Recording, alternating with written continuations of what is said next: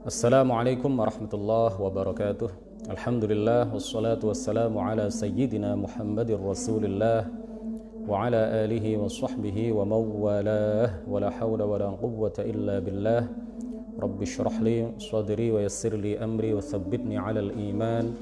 Allahumma la sahla illa ma ja'altahu sahla wa anta ya hayyu ya qayyum taj'alul hazna idza syi'ta sahla. Amma ba'd.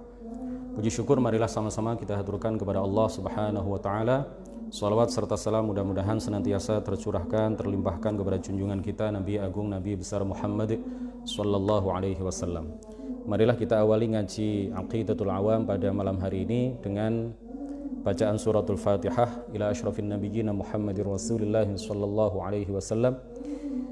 وإلى أرواح إخوانه من الأنبياء والمرسلين والصحابة والتابعين والأولياء الصالحين والعلماء العاملين والملائكة المقربين والمجاهدين في سبيل رب العالمين والمصنفين المخلصين ونخص خصوصا إلى روح مؤلف هذا الكتاب الشيخ الحبيب السيد أحمد المرزوقي رحمه الله وبنية التوفيق والتيسير وبنية قضاء جميع الحاجات وبنية قضاء جميع الديون وبنية الشفاء والنصر على الأعداء وقبول الدعاء ونيل كل سول ورؤية الرسول وشفاعة الرسول ومرافقة الرسول في الآخرة ولرضاء الله. الفاتحة. أعوذ بالله من الشيطان الرجيم. بسم الله الرحمن الرحيم. الحمد لله رب العالمين الرحمن الرحيم مالك يوم الدين إياك نعبد وإياك نستعين اهدنا الصراط صراط الذين أنعمت عليهم غير المغضوب عليهم ولا الضالين. Amin. Para pemirsa online yang mudah-mudahan semuanya senantiasa mendapatkan limpahan taufik, rahmah serta hidayah dari Allah Subhanahu wa taala.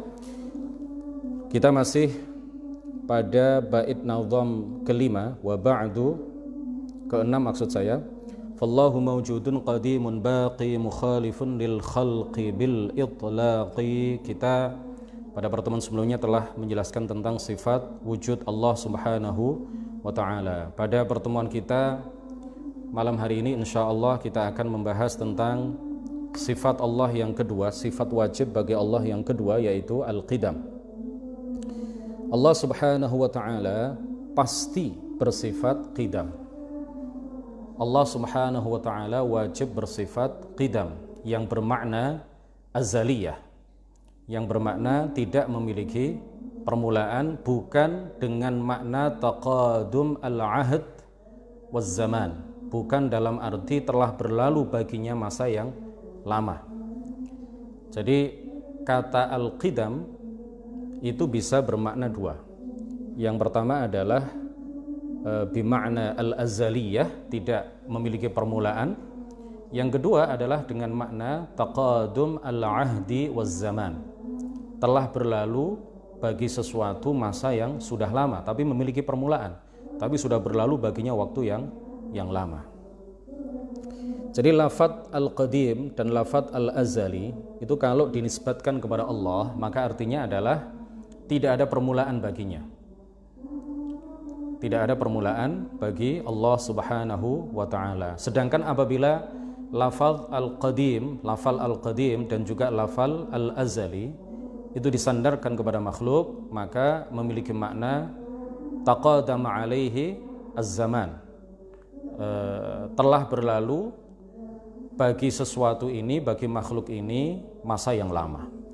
Di dalam Al-Qur'an Allah Subhanahu wa taala berfirman, hatta 'ada kal 'urjunil qadim, sehingga setelah bulan itu sampai ke tahapan yang paling akhir, kembalilah dia sebagai bentuk tandan yang tua, sebagai bentuk tandan yang tua. Artinya apa? Berlalu baginya masa yang lama. Kemudian Al-Fairuz Zabadi di dalam Al-Qamusul Muhit beliau mengatakan al-haramani bina'ani azaliyani bi Misra.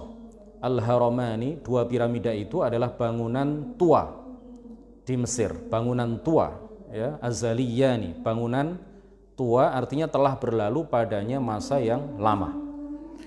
Jadi kata al-qadim dan al-azali sekali lagi jika dinisbatkan kepada Allah, maka artinya adalah bahwa Allah tidak memiliki permulaan. Dan jika disandarkan kepada makhluk, maka memiliki makna taqadumul ahdi waz zaman, telah berlalu baginya sesuatu yang lama atau masa yang lama. Dalil naqli atas sifat qidam ini adalah firman Allah Subhanahu wa taala di dalam surat Al-Hadid ayat 4, huwal awwalu, hanya Allah yang tidak memiliki permulaan.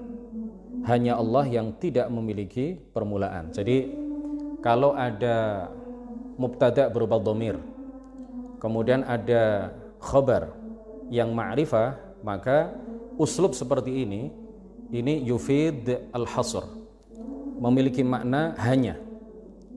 Jadi tidak cukup kita mengartikan ayat ini dengan makna dia yang tidak memiliki permulaan, tetapi harus ada hasr, bahwa hanya dia yang tidak memiliki permulaan. Huwal awwalu, hanya dialah yang tidak memiliki permulaan. Kemudian di dalam sebuah hadis riwayat Imam Muslim, di dalam hadis yang panjang, Rasulullah Shallallahu Alaihi Wasallam di dalam penggalan hadis itu mengatakan, Allahumma antal awwalu falisa qablaka syai'.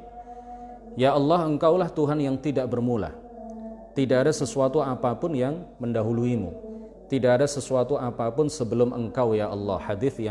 Hadis sahih diriwayatkan oleh Imam Muslim. Adapun dalil akli atas sifat qidamnya ini, sifat qidam Allah ini, seandainya ia tidak bersifat qidam, niscaya ia bersifat huduts, ada setelah tiada, memiliki permulaan, keberadaannya didahului oleh ketiadaan. Dan setiap sesuatu yang memiliki permulaan, maka ia membutuhkan kepada sesuatu lain yang menjadikannya bermula. Artinya dia membutuhkan kepada sesuatu yang lain yang mewujudkannya dari tiada menjadi ada. Nah, sesuatu yang masih membutuhkan kepada yang lain berarti dia lemah. Sesuatu yang lemah tidak mungkin dia Tuhan. Sesuatu yang lemah bukanlah Tuhan. Kemudian dalil aqli yang lain, seandainya Allah Subhanahu wa taala bersifat huduts, ya, tidak bersifat qidam, niscaya akan terjadi ad-dauru awit tasalsul atau ad-dauru wat tasalsul. Maka pasti akan terjadi daur dan terjadi tasalsul, ya, atau terjadi tasalsul. Dan keduanya mustahil. Daur ini mustahil terjadi dan tasalsul juga tidak masuk akal. Dua-duanya tidak masuk akal, tidak mungkin terjadi. Daur itu artinya adalah ketergantungan wujudnya sesuatu atas sesuatu yang lain yang wujudnya bergantung kepada sesuatu yang pertama. Muter, ya. A misalkan seandainya dikatakan A wujudnya tergantung wujudnya B. Wujudnya B tergantung wujudnya C. Wujudnya C kembali ke awal tergantung wujudnya A. Jadi muter. Ini namanya apa? Daur. Jadi seandainya Allah itu memiliki permulaan, seandainya Allah tidak bersifat qidam, maka akan terjadi daur seperti ini. Seandainya dikatakan seperti yang saya katakan tadi, wujudnya A itu tergantung wujudnya B, wujudnya B tergantung wujudnya A, atau ditambah satu lagi, wujudnya A tergantung wujudnya B, wujudnya B tergantung wujudnya C, wujudnya C tergantung wujudnya A. Kenapa ini mustahil? Kenapa ini tidak masuk akal? Karena bisa jadi sesuatu yang wujudnya tergantung sesuatu yang sebelumnya dan begitu muter, ya, maka ini bisa berarti makhluk itu diciptakan oleh makhluk lain yang ia ciptakan. Jadi dalam satu waktu sesuatu itu bisa menjadi khalik sekaligus bisa menjadi makhluk. Sesuatu itu bisa menjadi sang pencipta dan bisa juga dalam satu waktu dia menjadi sesuatu yang diciptakan oleh sesuatu yang lain. Nah, ini mustahil, tidak masuk akal. Atau terjadi tasalsul. Apa itu tasalsul? Tasalsul itu artinya adalah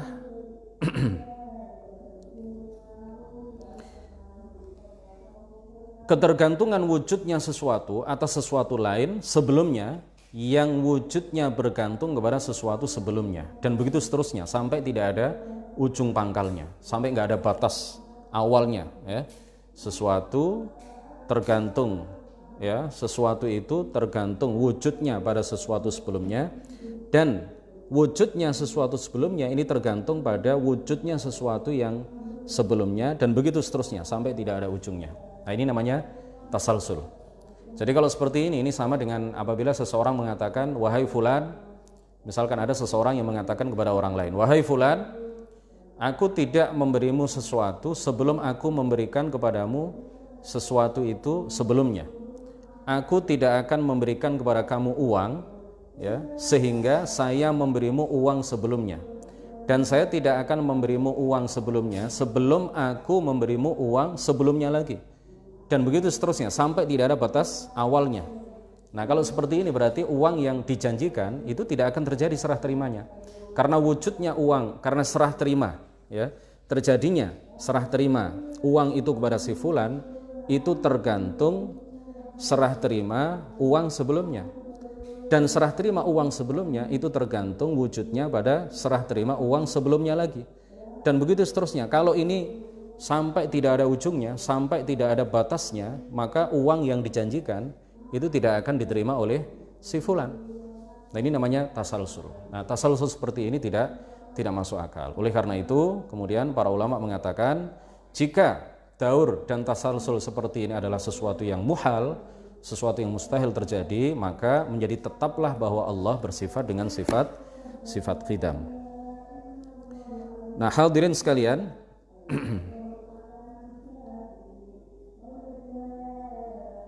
para ulama membagi al-mawjudat itu menjadi thalathah. Al-mawjudatu thalathatu aqsam. Ada azali abadi wa huwa Allah wa sifatuhu, ada abadi la azali wa huwa al-jannatu wan nar, dan ada la azali wa la abadi wa huwa ma siwal jannati wan nar minal makhluqat. Jadi sesuatu yang ada itu terbagi menjadi tiga. Yang pertama adalah azali abadi, sesuatu yang tidak bermula dan tidak berakhir, yaitu Allah dan sifatnya. Yang kedua adalah abadi la azali, sesuatu yang kekal tetapi tidak azali, tetapi memiliki permulaan, yaitu al-jannatu wan nar, surga dan neraka. Begitu juga para penduduk surga dan para penduduk neraka. Yang ketiga adalah la azali wa la abadi, sesuatu yang tidak azali dan juga tidak abadi, sesuatu yang memiliki permulaan dan juga memiliki akhir. Sesuatu yang memiliki permulaan dan juga memiliki akhir, yaitu segala sesuatu selain surga, neraka dan beberapa makhluk Allah seperti manusia, ya, jin dan lain sebagainya, memiliki permulaan dan juga memiliki akhir. Pada akhirnya akan meninggal. Fallahu mawjudun qadimun baqi mukhalifun lil khalqi bil itlaqi. Kemudian sifat wajib bagi Allah yang ketiga, yang pertama al-wujud, yang kedua al-qidam, yang ketiga adalah al-baqa. Ya. Al-baqa ini adalah sifat Allah Subhanahu wa taala yang berarti bahwa Allah tidak ada akhir baginya. Allah tidak mati, Allah tidak binasa, Allah tidak berubah dari satu keadaan ke keadaan yang lain. Allah maha kekal, Allah maha abadi. Dalil naqli atas sifat baqa ini adalah wa yabqa, firman Allah Subhanahu wa taala di dalam surat Ar-Rahman ayat 27, wa yabqa wajhu rabbika dzul jalali wal ikram, wa yabqa wajhu rabbika dzul jalali wal ikram, dan tetap, ya, kekal zat Tuhanmu yang mempunyai kebesaran derajat dan kemuliaan. Juga firman Allah Subhanahu wa taala, kullu syai'in halikun illa wajhah, tiap-tiap sesuatu pasti binasa kecuali zat Allah Subhanahu wa taala. Atau menurut Al-Imam Al-Bukhari menegaskan di dalam kitab Sahih Al-Bukhari bahwa yang dimaksud dengan wajhah beliau takwil dengan makna ai illa mulkah, segala sesuatu akan punah kecuali mulkah, kecuali kekuasaan, sifat kekuasaan Allah Subhanahu wa taala. Jadi wajah di sini bukan berarti wajah, ya. Di masa lalu ada musyabbih yang bernama Bayan bin Sam'an. Bayan bin Sam'an ini adalah seseorang yang para pengikutnya itu disebut Al-Bayaniyah. Ya, salah satu sekte di dalam firqah musyabbihah. Salah satu aliran di dalam golongan Al-Musyabbihah, yaitu orang-orang yang menyerupakan, menyamakan Allah dengan makhluk. Juga Mujassimah, ya, salah satu sekte di dalam golongan Mujassimah. Mujassimah itu artinya golongan yang menjisimkan Allah, meyakini bahwa Allah itu adalah benda yang memiliki anggota-anggota badan. Nah, Bayan bin Sam'an ini orang yang hafid Al-Quran, orang yang hafal Al-Quran. Tetapi Allah Subhanahu wa ta'ala menghinakan dia dengan akidah yang sesat. Makanya kemudian dia dikafirkan oleh para ulama. Apa yang dia katakan? Dia mengatakan bahwa berdasarkan ayat kullu syai'in halikun illa wajhah, dia mengatakan bahwa segala sesuatu akan punah. Allah itu adalah termasuk sesuatu, maka Allah juga akan punah. Illa wajhah, kecuali muka Allah Subhanahu wa ta'ala. Jadi dia meyakini bahwa Allah punya tangan, dia meyakini bahwa Allah punya telapak kaki dan seterusnya. Semuanya itu akan punah karena Allah itu termasuk syai' halik, ya, sesuatu, maka sesuatu, segala sesuatu, kullu syai' halik, segala sesuatu akan punah. Allah itu sesuatu, maka dia juga akan punah dalam keyakinan dia. Illa wajhah, kecuali wajah atau muka Allah Subhanahu wa ta'ala. Ini Bayan bin Sam'an, hafid Al-Quran 30 juz, mulai dari awal sampai akhir, tetapi memiliki akidah yang sesat seperti ini. Dikafirkan oleh para ulama ketika itu. Kemudian di dalam hadis disebutkan, di dalam hadis riwayat At-Tirmidzi dan lainnya dari sahabat Abu Hurairah, bahwa di antara al-asma al-husna adalah al-qayyum, al-baqi, al-warith, al-akhir. Semuanya artinya sama. Al-qayyum, al-baqi, al-warith, al-akhir, artinya semuanya bahwa Allah Maha Kekal dan tidak ada akhir bagi keberadaannya. Ini adalah dalil dari hadis bahwa Allah Subhanahu wa ta'ala bersifat dengan sifat baqa. Jadi Allah Subhanahu wa ta'ala adalah satu-satunya al-baqi yang mustahil baginya kepunahan. Tidak ada yang kekal, ya, bidzatihi, tidak ada yang kekal tanpa dikekalkan oleh yang lain, kecuali hanya Allah Subhanahu wa ta'ala. Sebagaimana juga tidak ada yang ada dengan tanpa diwujudkan oleh yang lain, kecuali hanya Allah Subhanahu wa ta'ala. Jadi keberadaan makhluk itu ada, tetapi keberadaan mereka itu diadakan oleh Allah Subhanahu wa ta'ala. Jadi tidak ada yang ada dengan tanpa diadakan oleh yang lain, kecuali hanya Allah Subhanahu wa ta'ala, dan tidak ada yang kekal tanpa dikekalkan oleh yang lain, kecuali hanya Allah Subhanahu wa ta'ala. Sedangkan kekekalan surga, kekekalan neraka, kekekalan penduduk surga, kekekalan penduduk neraka, itu karena dikekalkan oleh Allah Subhanahu wa ta'ala, karena diciptakan kekal oleh Allah, karena dikehendaki, ditakdirkan, ditentukan menjadi kekal oleh Allah Subhanahu wa ta'ala, tidak kekal dengan sendirinya. Jadi kekekalan Allah dengan kekekalan surga dan neraka itu beda. Karena Allah Subhanahu wa ta'ala laisa kamitslihi syai'. Salah satu sifat Allah adalah mukhalafatuhu lil hawadits, dia berbeda dengan segala sesuatu. Allah berbeda dengan surga dan neraka. Allah kekal tanpa dikekalkan oleh yang lain, sedangkan surga dan neraka kekal karena dikehendaki kekal oleh Allah Subhanahu wa ta'ala. Adapun secara akal, karena keduanya adalah makhluk, maka mungkin saja keduanya punah, mungkin saja keduanya berakhir. Tetapi karena keduanya sudah dikekalkan, dikehendaki kekal oleh Allah Subhanahu wa ta'ala, maka keduanya menjadi kekal. Fallahu mawjudun qadimun baqi mukhalifun lil khalqi bil itlaqi. Sifat Allah yang ke wujud, qidam, baqa, keempat, ya, mukhalafatuhu lil hawadits. Allah tidak menyerupai sesuatu apapun di antara makhluk yang ia ciptakan semuanya.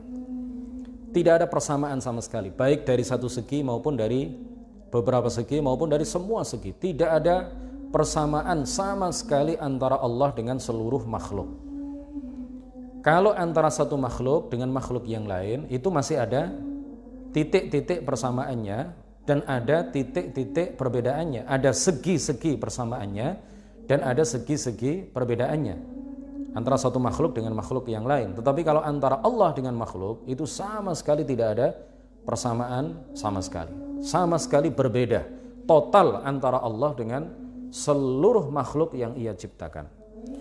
Dalil atas hal ini adalah firman Allah Subhanahu wa ta'ala di dalam surat Asy-Syura ayat 11, laisa kamitslihi syai'. Ayat ini adalah ayat yang paling jelas di dalam Al-Quran yang menerangkan kepada kita bahwa Allah berbeda dengan apapun, Allah berbeda dengan siapapun. Ada beberapa penguatan makna. Ada beberapa penguatan makna di dalam ayat ini. Yang pertama adalah penggunaan kata syai' yang nakirah. Ya, ada nakirah, ada kata yang nakirah yaitu syai'un berada pada kalimat dengan siyaqun nafi. Kalimat nafi. Laisa, ada kata laisa, berarti kalimat ini adalah kalimat nafi. Ada kata nakirah diletakkan atau terletak pada kalimat nafi. Para ulama mengatakan bahwa jika ada sebuah kata yang nakirah berada pada kalimat nafi, maka kata nakirah itu tufidul umuma wasyumul, memiliki makna menyeluruh.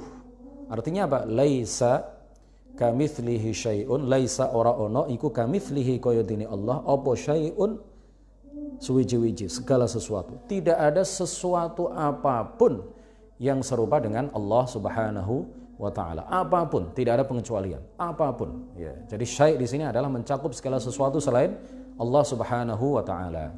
Kemudian penguatan makna yang kedua selain itu adalah Allah Subhanahu wa ta'ala menggunakan kata menggunakan dua kata dalam satu rangkaian, padahal dua kata ini maknanya sama.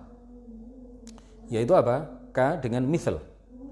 Ka itu artinya seperti, mithl artinya juga seperti. Dirangkai dalam satu rangkaian, ini fungsinya apa? Fungsinya adalah litakidil makna, untuk menguatkan makna bahwa Allah Subhanahu wa ta'ala sungguh-sungguh berbeda dengan apapun, berbeda dengan segala sesuatu apapun, dan berbeda dengan siapapun. Jadi ada dua penguatan makna. Oleh karena itu ayat ini disebut oleh para ulama sebagai asrahu ayatin fi tanzihillahi ta'ala an musyabahatil makhluqin at-tanzihal kulliyah. Allah Subhanahu wa ta'ala melalui ayat ini ingin menjelaskan kepada kita, berkehendak menjelaskan kepada kita bahwa Dia tidak sama dengan segala sesuatu selainnya. Kemudian di dalam sebuah hadis yang diriwayatkan oleh Imam Ad-Daraqutni di dalam kitab Al-Afrad dan juga oleh Al-Baghawi di dalam tafsirnya dan oleh yang lain, oleh para ulama yang lain, Allah Subhanahu wa ta'ala, Rasulullah sallallahu alaihi wasallam bersabda, la fikrata fir rabbih, la fikrata fir rabbih, Tuhan Allah tidak dapat dibayangkan. La fikrata fir rabbih, Allah Subhanahu wa ta'ala tidak dapat dipikirkan, tidak dapat dibayangkan, tidak dapat dijangkau hakikatnya, tidak dapat diketahui hakikatnya, tidak dapat dikhayalkan, tidak dapat dilintaskan dalam hati. Karena Dia berbeda dengan apapun, berbeda dengan siapapun. Kemudian Al-Imam Abu Ja'far At-Tahawi yang lahir pada tahun 227 dan wafat pada tahun 321 Hijriah, berarti beliau adalah termasuk salah seorang ulama salaf. Jadi orang-orang Wahabi mengklaim diri mereka sebagai ulama salaf, tetapi akidah mereka sungguh berbeda dengan akidah yang diyakini dan diajarkan oleh para ulama salaf. Kita perhatikan salah seorang ulama salaf yang bernama Al-Imam Abu Ja'far At-Tahawi memiliki sebuah karya yang sangat terkenal sekali, yang kemudian terkenal dengan istilah, karya beliau itu terkenal dengan judul Al-Aqidah At-Tahawiyah.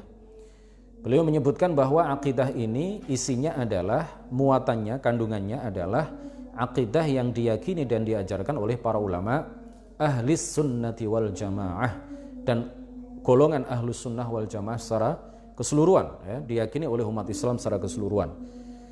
Salah satu yang beliau tulis di dalam karya beliau ini adalah perkataan beliau yang sangat terkenal, ta'ala 'anil hududi wal ghayati wal arkani wal a'dha'i wal adawati la tahwihil jihatus sittu kasairil mubtada'at.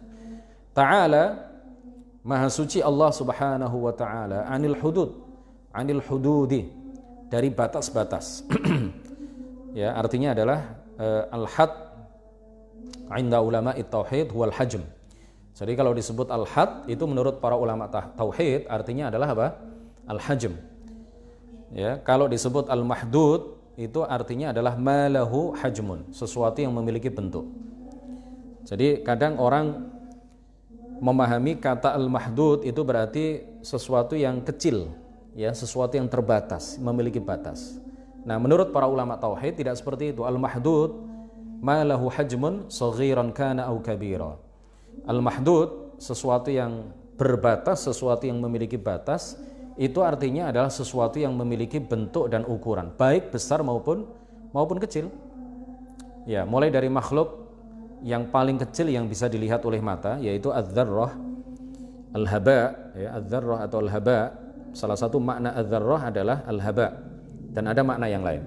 Salah satu makna adz-dzarrah adalah al-haba. Ini adalah makhluk atau benda paling kecil yang bisa dilihat oleh mata. Lebih kecil dari itu kita nggak bisa melihatnya. Apa itu adz-dzarrah atau al-haba?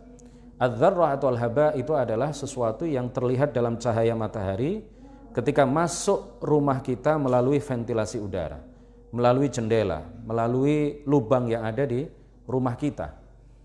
Nah, itu sesuatu yang kecil seperti debu yang terlihat di cahaya matahari ketika masuk ruangan kita melalui jendela. Itu namanya apa? Dalam bahasa Arab al-haba, atau dikatakan juga adz-dzarrah. Itu adalah sesuatu yang paling kecil yang bisa dilihat oleh mata. Lebih kecil dari itu kita nggak bisa melihatnya tanpa alat, ya. Kita butuh alat untuk melihat sesuatu yang lebih kecil dari itu. Nah, ini sesuatu yang paling kecil yang bisa dilihat oleh mata, ini mahdud, lahu haddun. Artinya apa? Memiliki bentuk, memiliki ukuran. Kemudian juga arsy, makhluk Allah yang paling besar bentuknya, ya, yang letaknya di atas surga. Dan surga itu letaknya di atas langit yang ketujuh. Dan arsy itu adalah atapnya surga. Wa saqfuha arsyur rahman. Dan arsy itu adalah atap dari surga. Ya, dan akbaru makhluqatillahi hajman. Tidak ada makhluk yang lebih besar daripada arsy. Arsy itu juga meskipun sangat besar bentuknya, itu juga memiliki batas.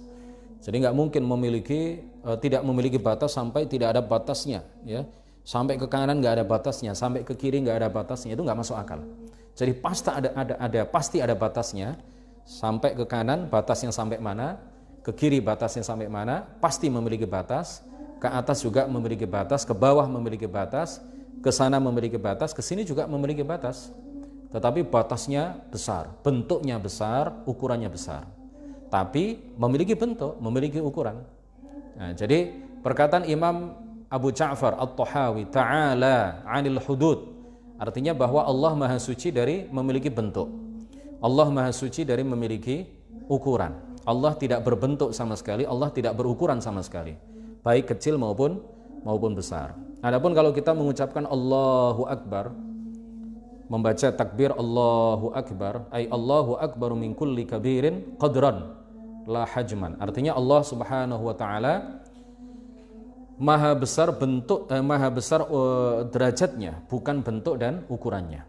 Ay Allahu akbaru min kulli kabirin qadran la hajman. Allah maha besar derajatnya, bukan bentuk dan ukurannya. Wal ghayat, Allah Subhanahu wa taala maha suci dari batas akhir. Artinya Allah tidak berbatas sama sekali, Allah tidak berukuran sama sekali, Allah tidak berbentuk sama sekali. Wal arkan, dan sisi-sisi, ya, sisi kanan, sisi kiri, sisi depan, sisi belakang, Allah Maha Suci dari itu. Wal a'dha, Allah Maha Suci dari anggota-anggota badan besar seperti kaki, tangan. Kemudian wal adawat, dan Allah juga Maha Suci dari anggota-anggota badan kecil seperti mulut, lidah, anak lidah, kata orang Jawa intil-intil, ya. Kemudian hidung, telinga, dan lain sebagainya. Allah Maha Suci dari anggota badan besar, dan Allah juga Maha Suci dari anggota badan kecil. Dan beliau melanjutkan, At-Tahawi melanjutkan, la tahwihil jihatus sittu kasairil mubtada'at, dan dia tidak diliputi oleh 6 arah penjuru, atas, bawah, kanan, kiri, depan ataupun belakang, kasairil mubtada'at, sebagaimana makhluk-makhluk yang ia ciptakan itu diliputi oleh 6 arah penjuru. Makanya makhluk itu ada yang di atas, ada yang di bawah, ada yang di kanan, ada yang di kiri, ada yang di depan, ada yang di belakang. Sedangkan Allah tidak seperti itu. Allah tidak berada di atas, tidak di bawah, tidak di kanan, kiri, depan ataupun belakang. Al-Imam Ahmad ibnu Hanbal dan Al-Imam Dhunnun al-Misri, beliau berdua mengatakan sebuah kaidah yang cespleng ya, di dalam pembahasan ini, sebuah kaidah yang bisa kita pedomani bahwa Allah Subhanahu wa taala itu tidak bisa dibayangkan, berbeda dengan apapun, berbeda dengan siapapun, baik dari satu segi maupun dari semua segi. Beliau berdua mengatakan apa? Mahma tasawwarta bibalik fallahu bi khilafi dzalik. Mahma tasawwarta bibalik fallahu bi khilafi dzalik, atau fallahu la yushbihu dzalik. Apapun yang engkau bayangkan, maka Allah Subhanahu wa taala berbeda dengan apa yang kamu bayangkan. Apapun yang kamu khayalkan, apapun yang kamu pikirkan, maka Allah berbeda dengan apa yang kamu khayalkan dan berbeda dengan apa yang kamu pikirkan. Karena memang Allah nggak bisa dipikirkan. Hakikatnya tidak ada yang mengetahuinya kecuali hanya Allah Subhanahu wa ta'ala. Sedangkan dalil aqli atau sifat mukhalafatuhu lil hawadith, seandainya Allah serupa dengan sesuatu dari makhluknya, berarti ia jaiz atau mungkin saja berlaku baginya hal-hal yang jaiz bagi seluruh makhluk, yang berupa sifat berubah, berkembang, tidak kuasa, lemah, sehat, sakit, dan lain sebagainya. Jadi kalau seandainya Allah serupa dengan salah satu dari makhluk, seandainya Allah serupa sama dengan salah satu dari makhluk, maka akan mungkin berlaku bagi Allah sesuatu yang berlaku bagi makhluk tersebut. Ya, apa saja, misalkan ya, sifat-sifat lemah yang ada pada makhluk itu mungkin saja berlaku bagi Allah Subhanahu wa taala kalau seandainya Allah serupa dengan sesuatu dari makhluk Allah Subhanahu wa taala. Dan seandainya mungkin berlaku baginya hal-hal tersebut, niscaya ia membutuhkan kepada sesuatu yang lain yang mengubahnya dari satu keadaan ke keadaan yang lain. Jadi kalau mungkin saja berlaku bagi Allah sesuatu yang berlaku bagi makhluk, sehat, sakit, tua, muda, lemah, kuasa, maka Allah akan membutuhkan kepada sesuatu yang lain yang menciptakan Allah dan merubah Allah dari satu keadaan ke keadaan yang lain. Dan ini mustahil. Seandainya Allah membutuhkan kepada yang lain, berarti Allah lemah, dan sesuatu yang lemah tidak mungkin menjadi Tuhan. Jadi menjadi tetap dari urutan dalil aqli tadi, menjadi tetap dari situ, menjadi satu simpulan bahwa Allah pasti berbeda dengan segala sesuatu dan tidak mungkin sama dengan sesuatu pun dari makhluknya.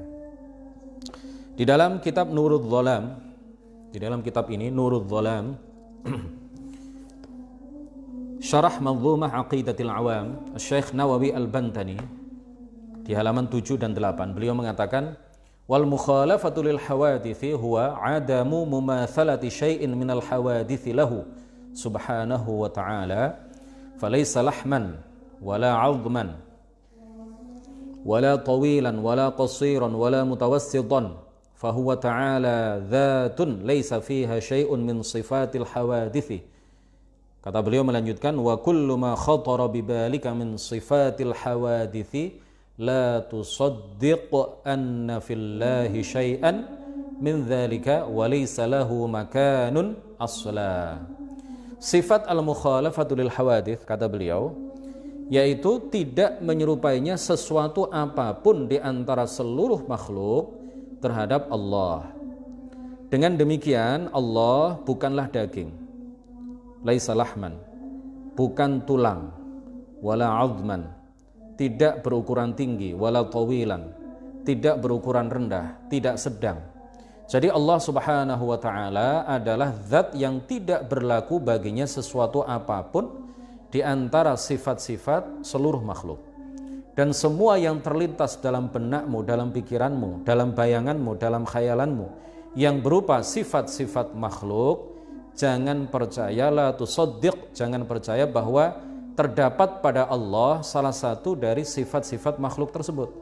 Kemudian beliau mengatakan, ya, lebih lanjut, walaysa lahu makanun asla, dan Allah Subhanahu wa ta'ala sama sekali tidak menempati suatu tempat. Kemudian yang penting sekali untuk kita sampaikan pada kesempatan yang mulia ini, bahwa ketika kita mengatakan bahwa Ka'bah adalah Baitullah, ketika kita mengatakan bahwa Ka'bah adalah rumah Allah atau Baitullah, musalla dan masjid adalah Baitullah, maka yang dimaksud adalah baitun musyarrafun indallah. Kata para ulama ini adalah idhafah. Jadi Baitullah, kata bait diidhafahkan, disandarkan kepada lafzul jalalah Allah. Ini adalah idhafatu tasyrifin wa milkin. Idhafatu tasyrifin wa milkin. Ini adalah penyandaran yang memiliki makna pemuliaan terhadap Ka'bah dan kepemilikan Ka'bah itu, ya.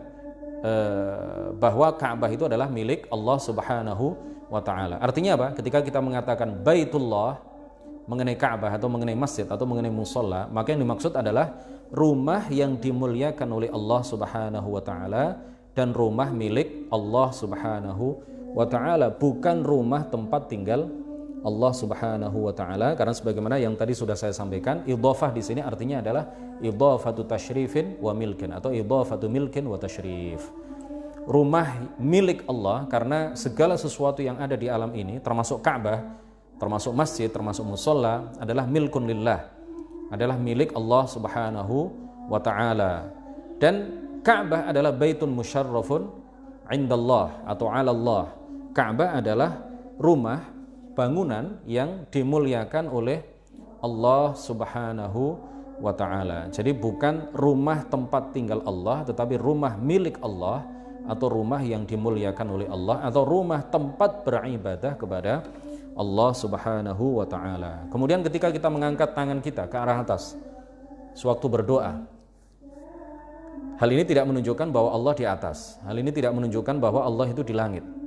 Para ulama diantaranya adalah Al-Ghazali di dalam Ihya Ulumuddin. Beliau menjelaskan kepada kita, dan ulama-ulama yang lain, mereka menjelaskan kepada kita bahwa ketika kita mengangkat tangan kita, menghadapkan telapak tangan kita bagian dalam ke arah atas, ke arah langit, ini menunjukkan bahwa langit adalah qiblatud du'a, sebagaimana Ka'bah adalah qiblatus shalah.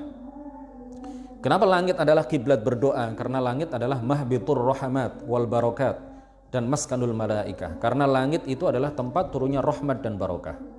Hujan turun dari langit, ya. Kata para ulama, hujan turun dari langit. Artinya langit adalah mahbitur rahmati wal barakat, tempat turunnya rahmat dan barakah. Begitu juga langit adalah maskanul malaikah. Jadi langit adalah tempat yang mulia, tempat tinggal para malaikat. Oleh karena itu, langit dijadikan oleh Allah Subhanahu wa taala qiblatan lid-du'a, kiblat kita di dalam bermohon kepada Allah, di dalam berdoa kepada Allah Subhanahu wa taala, sebagaimana Allah menjadikan Ka'bah sebagai bangunan yang mulia, sebagai bangunan yang utama, ya, sebagai bangunan yang dimuliakan oleh Allah Subhanahu wa taala. Allah menjadikannya sebagai qiblatan lis-shalah, sebagai kiblat salat. Jadi ketika kita menghadap ke arah Ka'bah sewaktu kita melakukan salat, bukan berarti Allah berada di dalam Ka'bah. Sebagaimana kita juga ketika mengangkat tangan kita ke arah atas sewaktu berdoa, maka hal ini tidak menunjukkan bahwa Allah di atas, bahwa Allah di langit. Tetapi karena langit adalah kiblat doa, sebagaimana Ka'bah adalah kiblat salat. Allah tidak di langit, Allah tidak di dalam Ka'bah, Allah tidak di atas, Allah tidak di atas arasy, Allah tidak di dalam surga. Allah ada tanpa tempat, Allahu mawjudun bila makan wala jihah. Allah ada tanpa tempat, Allah ada tanpa arah. Demikian kajian kita pada malam hari yang insya Allah penuh barokah ini. Kita lanjutkan insya Allah pada hari Rabu yang akan datang, Rabu malam Kamis. Kita alhamdulillah telah menyelesaikan 6 bait nazam. Abda'u bismillahi warrahmani wabirrahimi daimil ihsani. Yang pertama, yang kedua, falhamdulillahil qadimil awwali wal akhiril baqi bila tahawuli. Yang ketiga, thummas salatu wassalamu sarmada ala nabiyyi khairi man qad wahhada. Yang keempat, wa alihi wa sahbihi wa man tabi' sabila dinil haqqi ghaira mubtadi'. Yang kelima, wa ba'du fa'lam bi wujubil ma'rifah min wajimin lillahi 'ashrina sifah. Yang keenam, kita selesaikan alhamdulillah pada malam hari ini, fallahu mawjudun qadimun baqi mukhalifun lil khalqi bil itlaqi. Insyaallah pada sesi yang akan datang kita akan mengupas bait nazam yang ketujuh, wa qaimun ghani wa wahidun wa hayy qadirun muridun alimun bikulli syai. Qadir muridun alimun bikulli syai. Mudah-mudahan apa yang kita kaji pada malam hari ini menjadi ilmu yang bermanfaat, membawa barokah bagi kita semuanya, mengokohkan keimanan kita semuanya kepada Allah Subhanahu wa taala. Subhanakallahumma wa bihamdik asyhadu an la ilaha illa anta astaghfiruka wa atubu ilaik. La ilaha illallah. Allahumma salli ala sayyidina Muhammad wa ala alihi wa sahbihi wa sallim. Rabbi ighfirli wa liwalidayya wa lil mu'minina wal mu'minat. Wassalamu alaikum warahmatullahi wabarakatuh.